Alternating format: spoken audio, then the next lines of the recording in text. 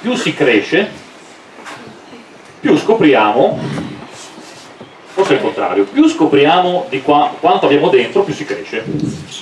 Allora noi ci siamo detti 2 anni fa, siccome io lo facevo già con gli adulti, ma cosa succede se cominciamo a prenderli da piccoli, a tirar fuori tutto il mondo meraviglioso che c'è dentro? E oggi, il titolo avete visto magari su Facebook, che è il pensiero e il successo. Perché? Perché ci sono alcune cose che credo siano oramai conosciute da tutti, e cioè che tanto siamo influenzati dalle persone che frequentiamo. Una delle preoccupazioni, mi ricordo dei miei genitori, e credo che sarà anche la mia quando pian piano crescerà Isabella, è chi frequenta nostro figlio. Ed è giusto, perché chi frequentiamo ci influenza. Allora, disegno che tutti quanti ormai voi conoscete bene, una cosa che io uso per schematizzare noi, cerchio quasi perfetto ovviamente. Ecco, questi siamo noi. Noi nasciamo piccolini, appena nati, e siamo senza pregiudizi, siamo espansi in ogni direzione, siamo possibilisti nel goderci la vita su tutto. Se date una bambola a un maschietto appena nato, non frega niente che sia una bambola, se la ciuccia subito, no? Vogliono gustare il mondo con tutti i sensi, non fanno differenza, giustamente li usano tutti i sensi. Pian pianino da grandi questa cosa viene modificata, okay? Un po' perdiamo questa interezza e alcuni pezzi di noi scompaiono. Va bene. Quello che noi stiamo cercando di evitare è che li perdano loro. Cioè, se io comincio a conoscere quello che mi piace di me, pian piano me lo tengo. Un esempio è stato, ieri abbiamo fatto uno dei tanti lavori che facciamo in Fermate dello Sport, è stato sul significato di alcune parole. Abbiamo lavorato sul significato di bambino o ragazzina per loro, cioè cosa vuol dire avere quell'età per loro, e tutti gli aggettivi che ci vengono in mente, che gli vengono in mente. E poi gli ho anche chiesto cosa pensano della parola adulto, quindi cosa pensano di noi in realtà, e tirano fuori un sacco di cose. E poi il passo successivo è stato: bene, ma anche voi sarete adulti, vi va bene essere così o qualcosa non lo volete? No, qualcosa non lo volevano. Di quello che noi gli rimandiamo indietro, qualcosa non lo volevano, giustamente, se no non evolveremo come genere umano. L'altra piccola cosa che abbiamo fatto è dire: ma è di quello che siete come bambini, cos'è che volete portarvi da adulti? C'è qualcosa che volete conservare? E per fortuna quasi tutto. Ma è possibile. È possibile.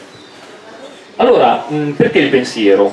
L'abbiamo messo nel titolo e volevo parlarvi del pensiero. Perché una cosa che ci ostacola verso il successo non è la fortuna, le chance lavorative, non sono le condizioni qua fuori, che ovviamente servono, quindi mi devo preoccupare, cioè è giusto non preoccuparmi, è giusto occuparmi di chi frequenterà il nostro figlio, di che scuola farà, eccetera, tutte cose giustissime. Ma in tutte le storie delle persone che hanno rivoluzionato il mondo, o che hanno comunque fatto qualcosa di grande per gli altri, o che hanno fatto qualcosa di grande per se stessi, conta di più quello che c'è qua dentro, molto di più. Cioè noi abbiamo persone di successo che non hanno avuto un'istruzione, persone di successo che sono cresciute nei quartieri peggiori, persone di successo che hanno avuto un'ottima famiglia, ovviamente, non è che bisogna solo soffrire per aver successo. Però quando le si intervista queste persone, la maggior parte riferisce che ha trovato qualcosa dentro di sé di speciale, che gli ha dato la forza per andare dove voleva andare. Ma come si fa? Bisogna allenare il pensiero, che è un po' quello che abbiamo fatto noi in queste 2 settimane. Come e perché? Il pensiero è una parola un po' strana, nel senso che oramai ha preso un po' troppo il sopravvento. Tutti pensiamo di pensare tanto, anzi qualcuno pensa anche che non si possa non pensare. Quando vai a fare qualche esercizio e dicono allora non pensate a niente, qualcuno pensa che sia difficilissimo non pensare a niente.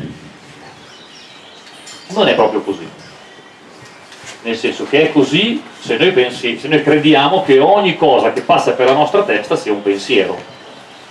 Invece ci sono tanti studi che dimostrano il contrario, cioè il condizionamento di dove siamo, della nostra cultura, della televisione, dei videogiochi, prende il sopravvento e molto spesso dei pensieri che attraversano la nostra testa sono automatici, non sono liberi.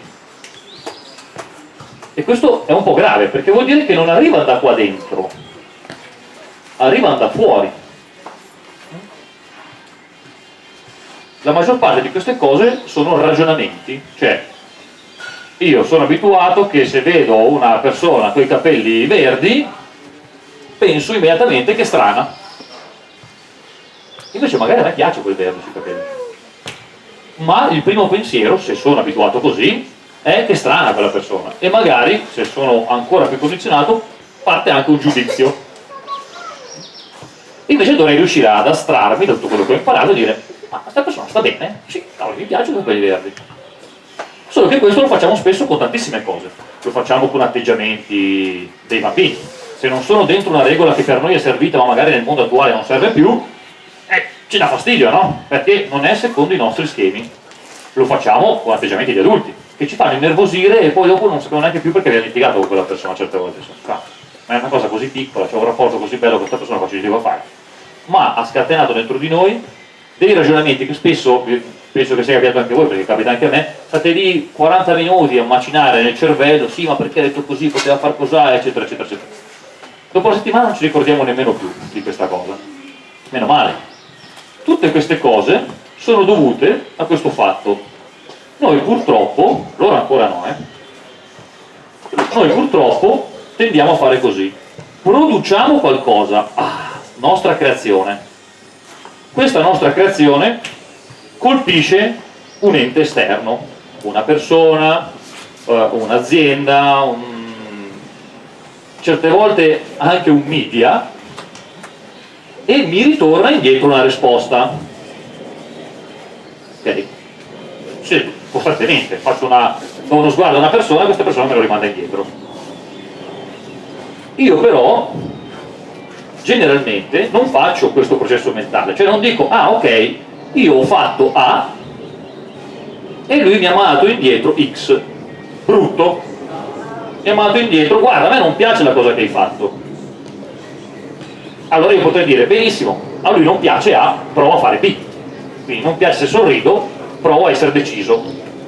Invece, mediamente, quando torna indietro questo segnale, la prima cosa che pensiamo è: io non gli piaccio, questa parte di me non va bene.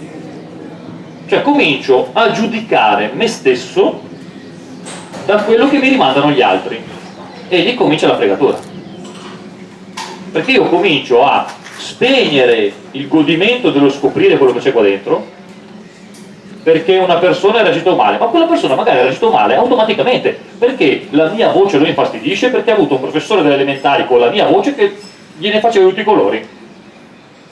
Ma io sto variando il gusto di usare una parte di me. Dovrei dire: ok, questa parte qui, in questo frangente, produce quell'effetto che non voglio, faccio diverso, ma non la spengo. La spengo. Perché se la spengo comincio a non pensare più, o comincio a dire: queste cose che vengono da dentro non le uso, pian piano non ce l'ho più. Quindi se chiedi a dei ragazzi intelligenti come loro, di 11 anni, di scrivere 10 desideri con delle regole ben precise, lo fanno facilmente. Le regole erano, ve ne dico solo alcune: di non usare il non, di dire quello che vuoi e non quello che non vuoi. Poi erano di non desiderare per gli altri, ma di desiderare di avere la capacità che potrà aiutare gli altri. Se no chiedi un intervento di qualcuno che dirà: ma no, là tu non sei implicato in prima persona. No, io voglio essere capace di aiutare questi bambini a crescere meglio, per esempio.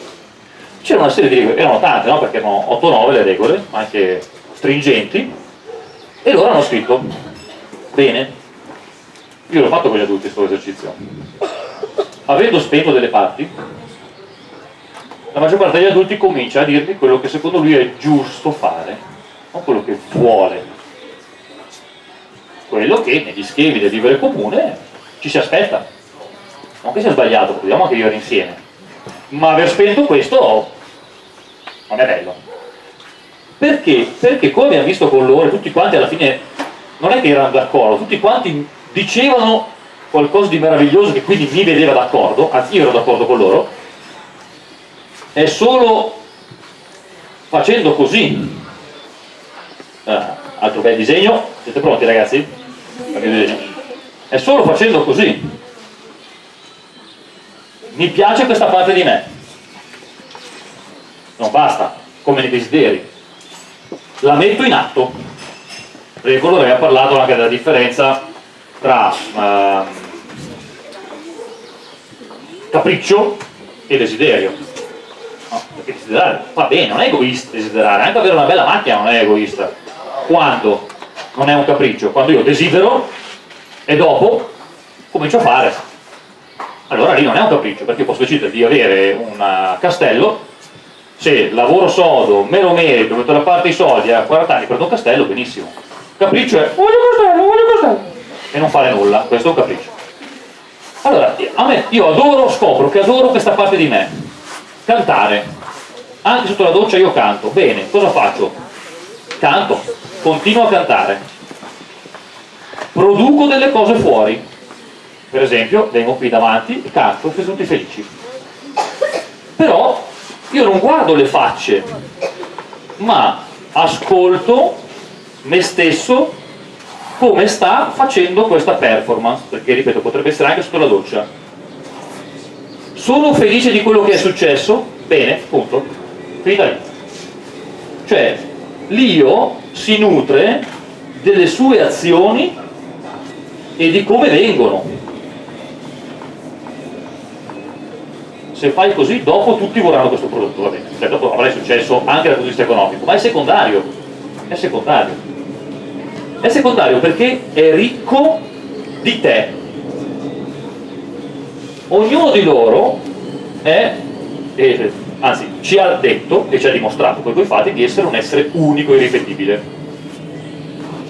Poi noi passiamo una buona parte della nostra vita a imparare le cose che fanno gli altri, a imparare procedimenti per risolvere problemi matematici, a imparare esattamente come si scrive un tema, tutte cose giuste, non voglio dire che non vanno imparate.